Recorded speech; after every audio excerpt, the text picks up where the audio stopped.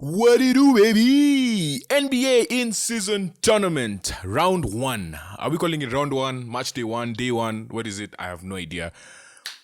Interesting thing the NBA is doing. Obviously, the first game was the Cavs versus the Pacers. If you guys watched my, I went through all the courts when they were released. The Indy one was one of my favorites, but I was scared. Like when you see the courts, when you see a graphic representation of the courts, you're like, yeah, looks cool. But then how will it look on camera and when there's action, right? So I was happy that the Pacers one was my best. Like when you saw the graphics that were released early in the week. And it was a nice watch, right? Like I didn't think the court was too bright. Yeah, at first, like, it really strikes you, which I think is what the NBA was going for, right? Like, it needs to strike and be like, okay, this is an NBA in-season game and not just another regular season game. So yeah, the Pacers game, I really enjoyed. That one, I really, really enjoyed. The Bucks one, so for the courts that are a bit gray and stuff like that, I was like, they're too gray, like, they're boring. But then after watching all the games today, I'm like, the gray ones might actually be the ones you need to watch. The Bucks one for me was a bit. It was just there when I went through all the courts, like in my previous video. But after watching the game and seeing the court during the game, I'm like, yeah, it actually works. Like, cause it's not jarring. It doesn't really take you. You still know that it's an NBA in-season tournament game, but it doesn't like jar you. The ones that were really jarring, that like, dude, it had you had to watch the game like for a few minutes, right? The OKC one, Golden State, not so bad. The Bulls one was like utterly red. Like, dude, it took like a while to actually figure what's going on. And then at times you don't even know where the ball is, right? So, but if it forces you to actually watch the game from beginning to end. You can't be on your phone tweeting, you Xing, you can't be doing random stuff like that. So that was one thing they did that yeah, like the red court was just it was a tough watch. The Bulls one was one of my favorites when you saw the renders, but then like watching the game, you had to like it took a few minutes to get used to. The Miami Heat one, the red was not too red, so like it's not too much in your face, so that was good. Pacers one for me was still my favorite, like on paper and on while watching. The Portland one was the toughest one because at some point it's just like I can't see shit. Like I honestly cannot see anything. The only time I can see anything is when they're in the middle. Like so, if you look at the court, like the middle band of the court where the thing is, like okay. To be honest, that was like the first 2 minutes of me watching the game. But then afterwards, when you get into it, you kind of get used to it. I think what also helps because I was watching this on TV. So ESPN was showing this game on TV. Sorry, this wasn't being shown on TV. This was a tough one. The Denver game was being shown on TV. Now the Denver one was impossible to follow over the phone or the iPad or whatever. Like when you watch it on TV, like it was easier to follow.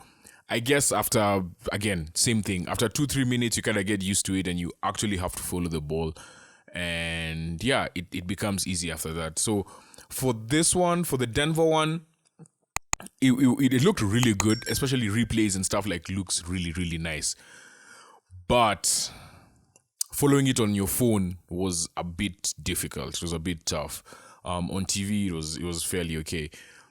One thing I've realized is the blue ones and the blue yellow courts, like the Indy one, the Nuggets one, so there's a point where the ESPN feed just will just jump and show you a replay of another game. If they just jumped and showed you the Chicago Bulls game, like you're not even looking at the highlights. Like your mind is just like, what is this? Like it just hits you differently fast, and you're like, oh, okay, cool, it's a highlight. By the time it hits you that it's a highlight, the highlight is already gone. So. Yeah, it's going to take some getting used to for the fans, but I think there's some things that they're going to change. For example, I think which game was I watching? The Bucks game, the 3-point line, you still can't see it. Like it's still not visible. I like how they made the outside of the outside lines a bit thicker, like how they did in the bubble. That was pretty cool. It also has there's space like between like the court and the outside of the court, like that looks really cool. I like that. The OKC court also grew on me. I really liked it. Something subtle that the NBA did that I also didn't realize is the away teams were all in white in all the games, and then all the other teams had some black in them. So maybe if you kind of not have the black in it. So for example, the Bulls can't wear red on the red court. They'll just disappear, right? But then like the Bucks, what the Bucks did really worked, honestly, in terms of the color. My only issue with the Bucks court was the 3-point line. Everything else, like from the moment you start watching the game, like you're in tune, right? The coaches also wore the colorways for the coach were also matching the courts. That was really cool as well. Like, it's just the small things. It's the attention to detail that the NBA does that was like, for me, it's bold. It's a really bold step to do. But then most people are not doing this, and I will always give credit to that. Like you always have to try new things and see what works, what doesn't work, right? One thing I also realized is for the courts that were quite bright, one thing you could do is, the ones where you kind of get lost, is maybe the first few moments of the feed, the camera should be out a bit more, such that it's not too zoomed in on the court. Then we can get used to it.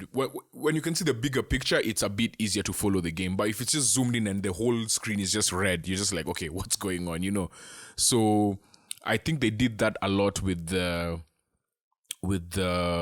Nuggets game.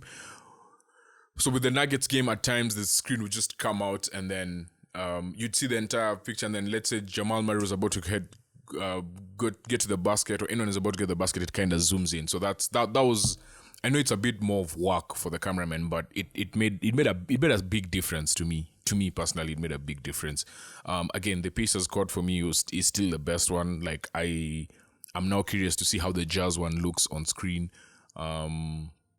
The other thing about the bright courts is that the reflections of the light on the parquet is just like, well, parquet I think for the Celtics, but on the floor is a bit too much. So for example, there was a point where who shot a three? Can't remember. Tyrese Halliburton who shot a three, and they're trying to see if his foot was on the line.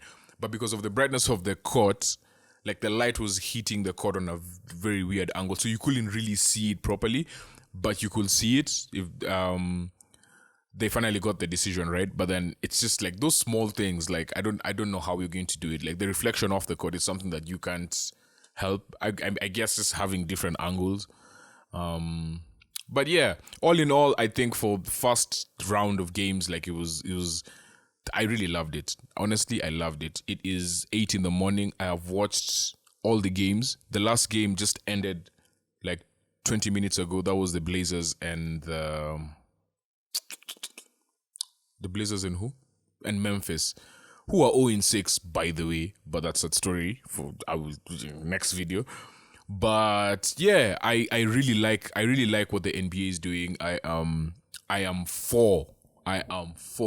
pro trying out new things. The colorways are amazing.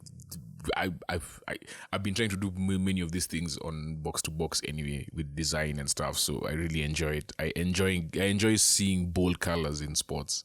So yeah, all in all, day one, round one, amazing. I will actually be talking about the games shortly. Next video. Peace.